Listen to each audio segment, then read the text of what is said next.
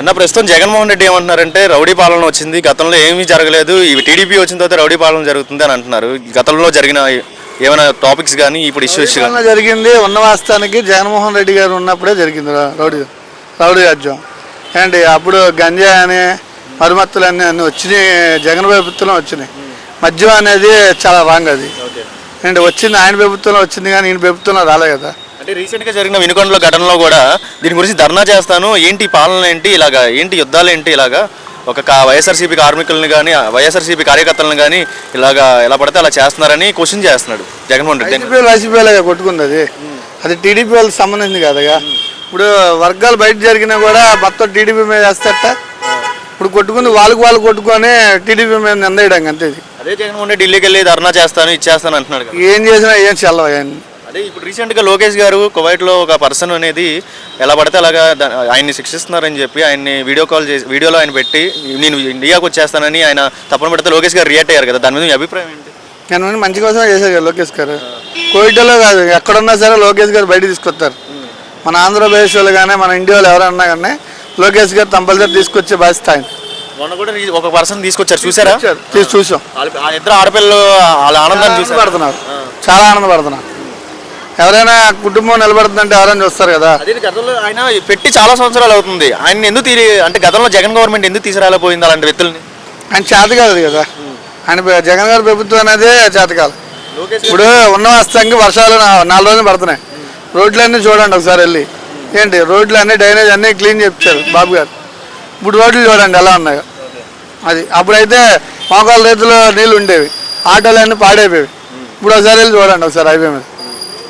ఇప్పుడు అంటే ఈ రాజకీయం ఎలా ఉండబోతుందంటే ఈ రాష్ట్రానికి మంచిదే అంటారు? ఇది నెంబర్ 1 మంచిదే, సూపర్. ఇది ఇప్పుడు రీసెంట్గా ఇంకో వ్యక్తికి కూడా రెస్పాండ్ అయ్యారు లోకేష్ గారు, దాని మీద మీ అభిప్రాయం ఏంటి? ఆయన కూడా తెప్పించే కెపాసిటీ ఉందంటారా? నెంబర్ 1గా ఉంది ఆయనకి. లోకేష్ గారు ఏదైనా చేయగలరు, జగన్మోహన్ రెడ్డి వాళ్ళు ఏదైనా చేయదు. టీడీపీని నమ్ముతున్నారు మీరు? టీడీపీ గవర్నమెంట్ నమ్ముతారా? నెంబర్ 1గా. Okay sir. నమస్తే అన్న, మీ పేరేంటి? నా పేరు గాంధీ అండి. ఓకే.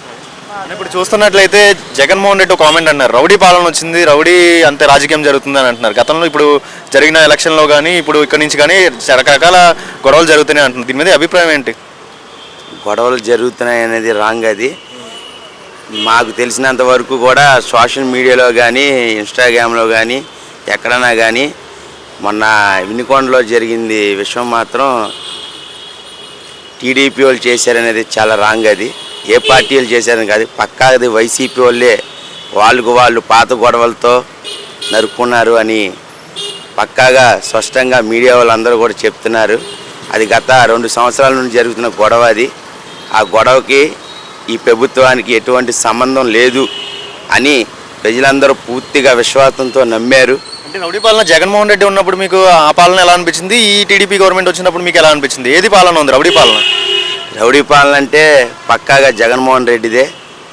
సూటిగా చెప్పగలుగుతున్న వ్యక్తుల్లో నేను ఒకరిని.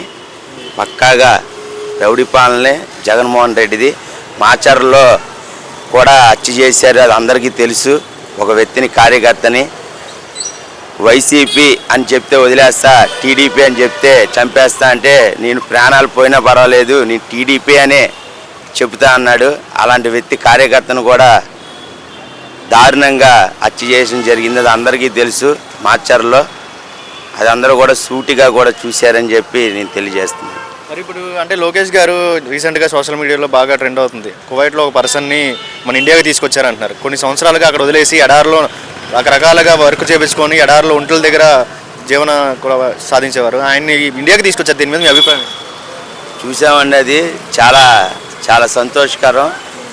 మీ మీడియా ద్వారా చెప్పాల్సింది ఏంటంటే లోకేష్ గారికి, సార్ అలాంటి మంచి వ్యక్తిని ఎడారిలో నీళ్లు లేక తిండి లేక ఉండటానికి ఇల్లు లేక ఆయన పెట్టిన పోస్ట్ని మీ దగ్గరికి తీసుకెళ్ళిన మీడియా సోదరులందరికీ కూడా ధన్యవాదాలు తెలియజేస్తున్నాం. మీడియా సార్ ఆ పర్సన్ కువైట్లో నుంచి వీడియో చేసి చూసారా? ఆయన బాధ చూసారా మీరు? చూశాను సార్. ఆయన ఒకటే దుఃఖంతో చాలా ఇబ్బంది పడుతున్నాడు. మరి ఆ వీడియో చూసి ఎమ్మటిని స్పందించి ఆయన్ని ఆంధ్రాకి తీసుకురావడం జరిగింది. వాళ్ళ కుటుంబ సభ్యులందరూ కూడా చాలా సంతోషంగా ఉన్నారండి. అంటే జగన్ పరిపాలన ఉన్నప్పుడు ఎవరు ఎంపీ కానీ ఎమ్మెల్యే కానీ ఆయన ముఖ్యమంత్రిగా ఉన్నారా? అలాంటి వ్యక్తులు ఏ రోజు ఇలాంటి వ్యక్తుల్ని పలానా కంట్రీలో ఉన్నారు ఇలా తీసుకొద్దామని ఆలోచించారు ఎప్పుడైనా వాళ్ళు? ఎక్కడ తీసుకొస్తారండి? ఎక్కడ దోపిడీలు అక్కడే చూసుకోవడం సరిపోతుందిగా. ఎక్కడ తీసుకొస్తారు వాళ్ళందరినీ? చెప్పండి మీరన్నా. ఎవరు తీసుకొచ్చే పరిస్థితి లేదు. వాళ్ళ ఆస్తులు వాళ్ళు కాపాడుకోవడమే, జనాల దగ్గర ఉన్న ఆస్తులు లాక్కోవడమే సరిపోయింది వాళ్ళది. సో రౌడీ పాలన అయితే జగన్దా, టీడీపీ, పవన్ కళ్యాణ్, జనసేన వీళ్ళిద్దరు ఎవరిదంటారు? ఇప్పుడు ఒక బండి నడుస్తుందంటే 3 చక్రాల మీద నడుస్తుందంటే అది పవన్ కళ్యాణ్ అని కానివ్వండి, చంద్రబాబు నాయుడు అని కానివ్వండి, బీజేపీ అని కానివ్వండి, ఈ ఒక బండి నడుస్తున్నప్పుడు పక్కాగా జగన్ పాలనే రౌడీ పాలన.